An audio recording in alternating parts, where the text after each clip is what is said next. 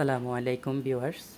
আজকে আপনাদের সামনে অন্তর্বর্তীকালীন সরকারের নতুন আরও একটি সাফল্য নিয়ে কথা বলবো।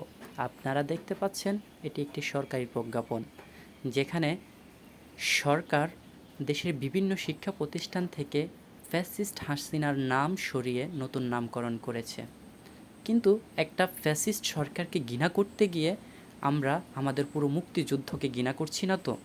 দেখুন তো এখানে ৩৬ এবং ৩৭ নাম্বারে ৩৬ নাম্বার মুজিবনগর সরকারের বাংলাদেশের প্রথম প্রধানমন্ত্রী তাজউদ্দিন আহমদের নামকেও চেঞ্জ করা হয়েছে। এরপরে শহীদ রহমত আলীর নামটাওকে চেঞ্জ করলো।